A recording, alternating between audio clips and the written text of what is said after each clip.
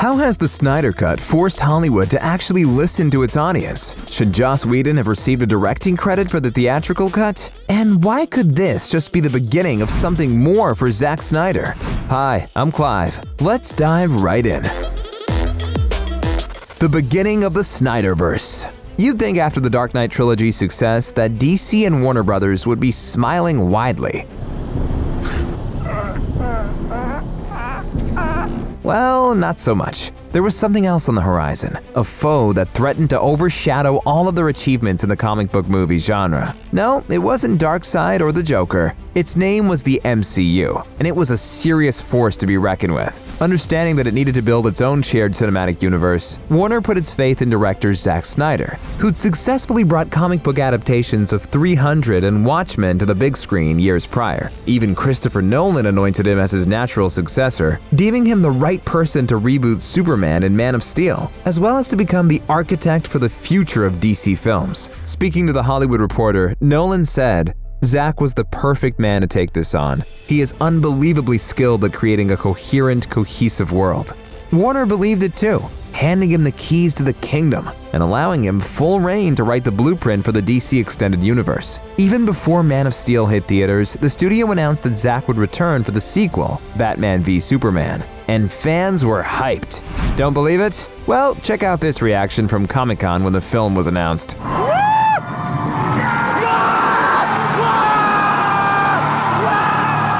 But things didn't quite materialize as originally intended. Warner Bros. Knee-jerk reaction. Zack prides himself on being a provocateur filmmaker. He doesn't like to do vanilla and truly swings for the fences with his movies. And that means his films are received divisively among fans and critics upon arrival. That being said, you can't dispute that his features end up as modern-day cult classics in the process. For Warner, though, it wasn't what the suits wanted. In a quest to compete with Marvel, it sought out mass commercial appeal. It didn't want fans arguing if Superman would have snapped a neck or if Batman should ever kill. Instead, it wanted something far safer and lighter for the general audience. As a result, the studio freaked out at the reception towards Man of Steel and Batman v Superman, specifically the latter film. The common complaint was that DC was too dark and not kid-friendly. It shook Warner to the core as it immediately pumped the brakes on Zack's original plans for Justice League that sprawled across several movies. The big shots demanded an overhaul of the script, making it just one movie for now and insisting that it be more Marvelized to appeal to a wider audience. A producer-led team was also put on set to ensure that Zack would stick to the plan and deliver what Warner wanted. They were expected to rein in the maverick filmmaker and ensure he didn't deviate from what they wanted. But you know what they say about too many cooks in the kitchen, right? The constant clashes. The harsh reception to Suicide Squad didn't help matters much, as Warner doubled down on its efforts to move away from Zack's original vision. Producers Jeff Johns and John Berg became fixtures on set, reportedly clashing with Zack over his ideas and story direction. As revealed in later interviews, his plans to include certain characters in the movie were overridden, and he began to lose autonomy over the project. Meanwhile, at Marvel, the studio was soaring, delivering smash hit after another, and cementing itself as the biggest producer of blockbusters on the planet. By December of that year, though, Zack had finished several cuts of the film and screened them to the execs. The reception was less than positive. According to some insiders, the studio said it was simply unwatchable. Expectedly, the panic stations were set up, as Warner decided to take full control of the movie. There were several non-negotiables put in place, including the mandate that the film couldn't be longer than 2 hours. Additionally, Joss Whedon was brought in to rewrite the script. Warner figured who better to helm the biggest DC team-up than the man who brought the Avengers to life for Marvel. To his credit, Zack took it all in his stride and agreed to work with Joss. But then something horrendous happened in his personal life. Tragedy strikes. At the end of the day, Justice League was just a movie, and the Snyder family had bigger worries and concerns. Their daughter Autumn had tragically taken her own life. It was an event that would devastate any parent and bring entire worlds to a standstill. For Zack, he tried to keep his mind off the sorrow by continuing to work on the movie he felt so passionately about. When he saw how Warner had effectively given Joss more directing privileges in the meantime, he and his wife, Deborah, also his producing partner, departed the project. It had just become too much to deal with in light of everything else. Speaking to Vanity Fair, Zack said, We just lost the will to fight that fight in a lot of ways. All of us, the whole family, were just so broken by losing Autumn that having those conversations in the middle of it really became… I was like, really? Warner put out a statement saying it stood in solidarity with Zack and extended its condolences to him and his family. The studio also said that the show would go on and Justice League would be completed, but that it'd still be Zack's movie at the end of the day. The truth, though, was that something drastically different was taking place behind the scenes. The Joss Whedon Show. Once Zack departed, Warner's official stance was that Joss was just helping to finish up the movie and do a few expected reshoots. Before its release, producer Charles Roven said that 80 to 85% of the movie is what was originally shot, and Joss was just touching up minor elements and tying together story threads. Heck, even the theatrical cut said directed by Zack Snyder. Those in the know, however, disputed this, saying that he was given the orders to change the film and radically overhaul it to meet the studio's expectations. Zack estimates that only a fourth of what he shot was actually used in the movie. With time not on his side, Joss had to create almost an entirely new movie in just under 6 months. It also didn't help that he reportedly clashed with several of the cast members and crew in this period. Ray Fisher, in particular, has been extremely vocal about Joss's alleged toxic behavior, as well as the producer's supposed enablement of his conduct. Insiders claim that it was a production that was deep in turmoil, and it eventually impacted the final result that arrived in theaters, but that no one at Warner was actually surprised by the inferiority of the final product. The theatrical cut flops.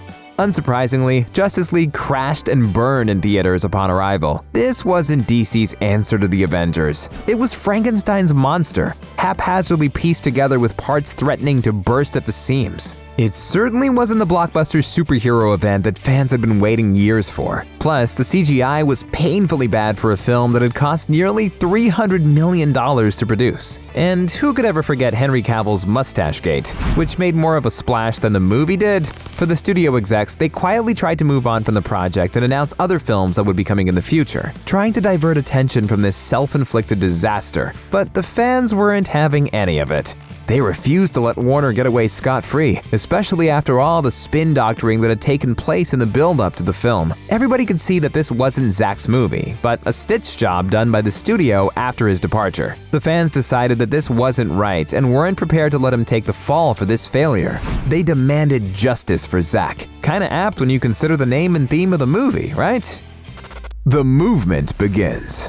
It started on Twitter with hashtag #ReleaseTheSnyderCut. The chatter buzzed and discussions exploded as everyone questioned what if there was a director's cut out there that could fix the mess of the theatrical cut. Chatting to fans, Zack confirmed that he had his own extended cut, and that's where the seeds of something bigger started. Zack continued to tease fans with images of footage that didn't make its way into theaters, including the black Superman suit and even Martian Manhunter concept art. Everyone from the fans to even Jason Momoa jumped on board the Snyder Cut train, begging Warner to do the right thing and let the director showcase his version of the film. For the most part, the studio publicly ignored the hype. Behind the scenes, though, the execs complained that every time they posted something about another film, it would be drowned out by calls to release the Snyder Cut. The fans ramped up their efforts, hiring a plane to fly a banner over Comic-Con and even the Warner movie lot. They also contributed to good causes, drawing attention to the movement from mainstream media and the entire movie business. This wasn't just about a film anymore. It was something much bigger and monumental. Eventually, the stars of the film lent their support as well, as the noise for the Snyder Cut became deafening. There was simply no way the studio could ignore it anymore. It had to do something. And finally, it did what everyone wanted it to do in the first place. It released the Snyder Cut. Snyder's vindication. Was the Snyder Cut a better film than the theatrical version? The answer is a resounding yes. Not only did the film break streaming records upon release, but it's also been embraced by many who didn't believe it actually existed in the first place. More importantly, it was a win for fans and those who firmly believe in the freedom of creative expression. Studio interference is notorious in Hollywood, but this unabridged 4-hour epic proves that the execs should trust the creatives to, well, be creative. It showcased how important the fan voice actually is and should be, because film is more than a product but also art. There's no doubt that the Snyder Cut movement flipped the script on the industry and forced the studio to listen to the audience and not just do as it pleases. The question is, have the studios heard this message loud and clear? Restore the Snyderverse. After such a sensational victory lap, fans were left deflated when Warner announced that this is the end for Zack and DC Films, saying it plans to move on with other properties and not focus on the universe he helped to create. How could this be? After this long battle and endless effort, is it possible that it's just going to end here? Well, not so fast. While the studio is taking a diplomatic business-as-usual approach, numbers mean everything in a boardroom. If the Snyder Cut continues to break records as it has, there's no way Warner will be able to ignore it. The official position might be that the Snyderverse is over, but it may just only be the beginning. After this journey, it's the justice that Zack well and truly deserves. Would you like to find out more about the Justice League movie? Make sure to watch our video to find out all the pivotal things that the Snyder Cut changes. And while you're at it, don't forget to subscribe to the channel for some more awesome videos. Thanks for watching.